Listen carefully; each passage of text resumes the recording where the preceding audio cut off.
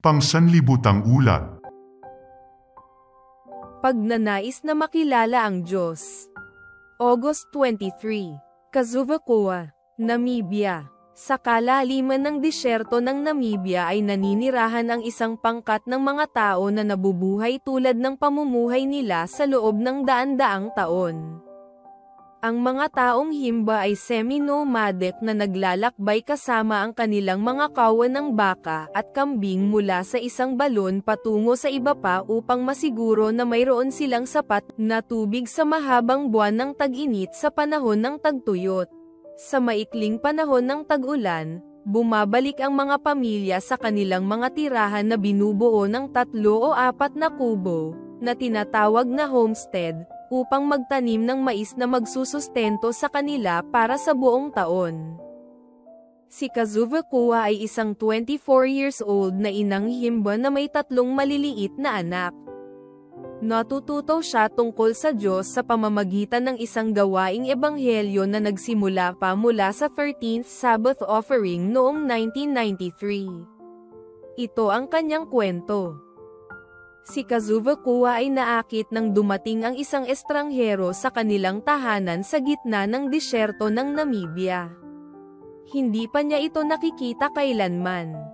At inanyayahan siya nito na pumunta sa isang lugar na hindi pa niya napupuntahan.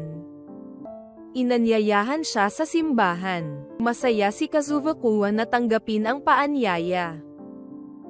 Noong Sabat, dumalo siya sa pagsamba sa ilalim ng isang puno na nasa humigit kumulang 15 minutong paglalakad mula sa kanilang tirahan na kung tawagin ay homestead. Dumalo rin ang mga kababaihan at mga bata mula sa iba pang mga tahanan upang makisama sa pagsamba sa ilalim ng puno. May humigit kumulang 15 homestead na magkakalapit sa parehong distansya mula sa puno. Hindi pangkaraniwan ang karanasan ni Kazuvakoa sa pagsamba. Nagturo ng awit ang pastor at nangaral. Bago para sa pandinig ni Kazuvakoa ang mga awitin at hindi niya ito madaling matutunan. Hindi pa niya napakinggan ang tungkol sa Diyos at kanilang inaawit ang tungkol dito. Gayunpaman ay nagustuhan niya ang mga awitin. Nangungusap ang mga awitin tungkol sa Diyos na nagbibigay ng lahat ng mga pangangailangan ng lahat ng tao. Ang sermon naman ay tungkol sa pagsisisi. Nang matapos ang pastor, naunawaan ni Kazuvakoa na kailangan niyang magsisi upang siya ay mailigtas ng Diyos. Bumabalik siya sa ilalim ng puno tuwing Sabat kapag dumadating ang pastor. Ngunit nang ilipat ang pastor sa ibang bahagi ng Namibia ay may isang manggagawa sa Biblia na pumalit sa pastor at nagsimulang dumating 2 beses sa isang buwan upang mang-aral sa ilalim ng puno. Palagi siyang dumadalo tuwing may pagtuturo. Nang magsagawa ang manggagawa ng Week of Prayer, pumupunta siya araw-araw upang makinig. Pumunta rin siya gabi-gabi nang magsagawa ito ng 2 linggong evangelistic meetings. Nagdala ang manggagawa ng projector at generator at itinayo ito sa isang tolda malapit lamang sa puno. Habang nangangaral tungkol sa pamumuhay kasama ng Diyos magpakailanman, natuwa si Kazuvakoa sa makukulay na larawan sa screen. Ngunit hindi napasama si Kazuvakoa sa pagbautismo ng 3 taong nag-alay ng kanilang puso sa Diyos sa pagtatapos ng pagtitipon. Nag-ayos ang manggagawa ng isang pick-up truck upang isakay ang 3 magpapabautismo at ang kanilang mga kaibigan papunta sa pinakamalapit na bayan na may gusali ng iglesia ng mga Adventista. Kung wala ang truck, 7 oras na paglalakad ang isang direksyon. Ngunit hindi nakapunta si Kazuvakoa dahil kailangan niyang bantayan ang mga baka ng kanilang pamilya sa bukid. Tungkulin niya iyon.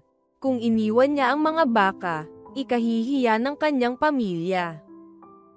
Gayunpaman, nais ni Kazuvakoa na mabautismuhan balang araw. Pakiramdam niya ay handa na siya. Iniibig niya ang Diyos ng buong puso. Iniibig ko ang Diyos bilang aking tagapagligtas at tagapagbigay ng aking mga pangangailangan, ang wika niya. Kayang ibigay ng Diyos ang lahat ng aking hinihingi. Nagdarasal siya bago matulog at pagkagising. Maikli lamang ang kanyang mga panalangin. Sinasabi lang niya, Diyos, tulungan mo ako. Higit sa lahat, nais niyang makilala pa ang Diyos ng mas malalim. Hindi tulad ng karamihan sa mga himba, natuto siyang bumasa. Subalit wala siyang Biblia. Malaking kakulangan ng mga Biblia sa kanilang wika. Gusto ko ng Biblia, sabi niya. Nais kong mas makilala ang Diyos. Ating ipanalangin ang gawain ng iglesia para sa mga taong himba sa Namibia. Ang bahagi ng 13th Sabbath Offering noong 1993 ang nagpasimula ng isang programa para sa kanila, na naging daan upang magkaroon ng pagsamba tuwing Sabbath malapit sa tirahan ni Kazuvakua. Maraming salamat sa inyong planong bukas palad na handog sa darating na September 27 para sa mga proyekto ng 13th Sabbath na tutulong na maikalat pa ang ebanghelyo sa Namibia at sa iba pang mga bansa sa Southern Africa Indian Ocean Division.